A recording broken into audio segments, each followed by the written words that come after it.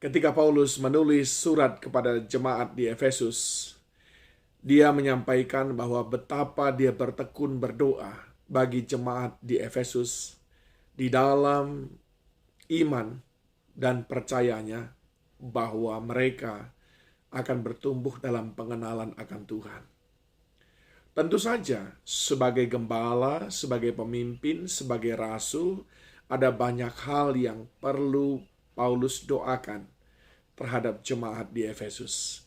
Tapi pada hari ini saya ingin mengambil dua bagian penting dari sekian banyak isi doa Paulus kepada Tuhan untuk jemaat di Efesus.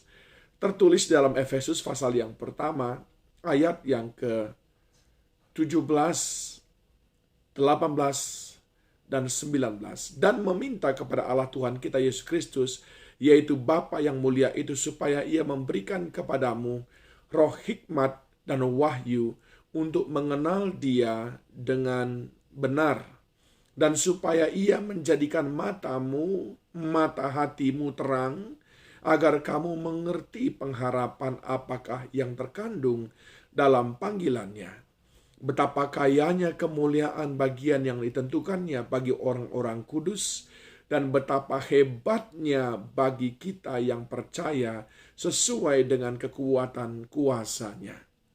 Paulus memiliki sebuah tujuan, maksud yang sangat jelas untuk dia mintakan kepada Tuhan agar terjadi pada kehidupan jemaat di Efesus, yaitu mereka boleh mengenal Tuhan Yesus Kristus dengan pertolongan roh hikmat dan wahyu.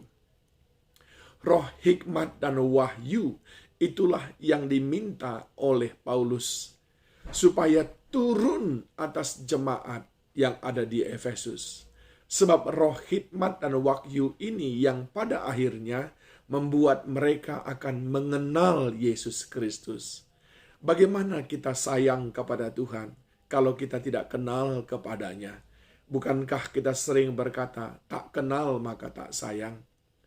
Dan kalau kita sudah kenal, kita akan sayang. Kalau kita sudah sayang, kita akan mengasihinya. Kalau kita mengasihinya, kita tidak mau mengecewakannya. Bahkan ketika kita mengasihi Tuhan, Dia terlebih lagi mengasihi kita.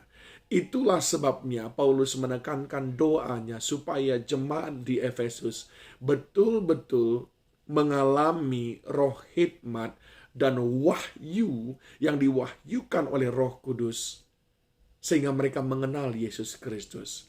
Lalu ketika mereka mengenal Yesus Kristus, apa yang terjadi? Ayat 18. Supaya ia menjadikan mata hatimu terang. Untuk apa mata hati yang terang? Agar kamu mengerti pengharapan apakah yang terkandung dalam panggilannya. Agar kamu mengerti pengharapan apa yang terkandung dalam panggilannya. Saudaraku yang dikasihi Tuhan, ada banyak orang yang mundur tanpa berita, atau tiba-tiba saja menghilang, yang imannya naik turun, ups and down, seperti dipengaruhi oleh keadaan yang dia alami. Itu disebabkan karena mereka belum memiliki mata hati yang terang untuk bisa melihat pengharapan apa yang terkandung di dalam panggilan Kristus Yesus.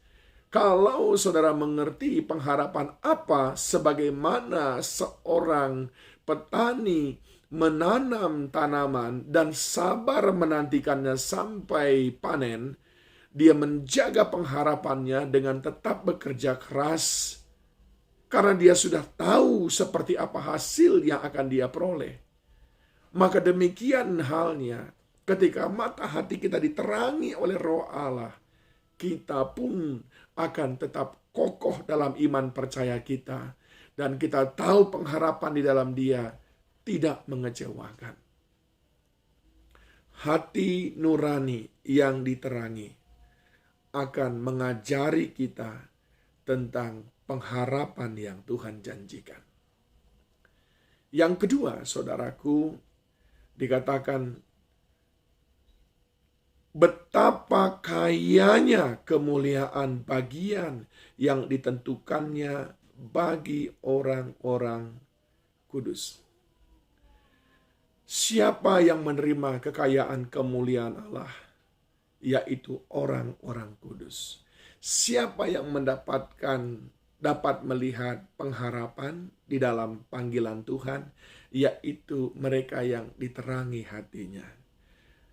Oleh sebab itu, saudaraku, poin yang kedua adalah Paulus ingin supaya jemaat-jemaat di Efesus senantiasa menjaga kekudusannya, sehingga mereka boleh mendapatkan, memahami betapa kayanya kemuliaan bagian yang Tuhan sudah tentukan bagi semua orang yang percaya kepadanya.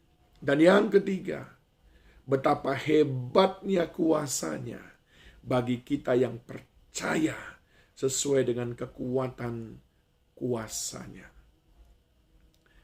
Untuk mengalami kuasa Tuhan yang hebat, dibutuhkan iman percaya. Saya ulangin, untuk mengalami kuasa Tuhan yang hebat, dibutuhkan iman percaya. Bukankah Yesus Kristus sudah sering sekali berkata, imanmu yang menyelamatkan engkau, imanmu yang menyembuhkan engkau. Segala mujizat yang hebat itu terjadi karena iman. Ingat 3 hal yang Paulus ingin supaya jemaat di Efesus mengalaminya, dan saudara dan saya pun mengalaminya. Yang pertama adalah kita mengenal pengharapan yang luar biasa yang tidak mengecewakan di dalam Tuhan, dengan cara mengizinkan hati kita diterangi oleh Roh Kudus. Yang kedua adalah kita mendapatkan betapa kayanya kemuliaan yang Tuhan janjikan dengan cara menjaga hidup kudus. Dan yang ketiga, kita mengalami kuasa yang dahsyat hebat itu dengan cara menjaga iman percaya kita kepadanya. Ini pula yang perlu kita doakan, yaitu biarlah hati kita terus diterangi oleh roh hikmat dan pewahyuan dari Tuhan, sehingga kita mengalami 3 hal yang luar biasa ini. Tuhan Yesus memberkati.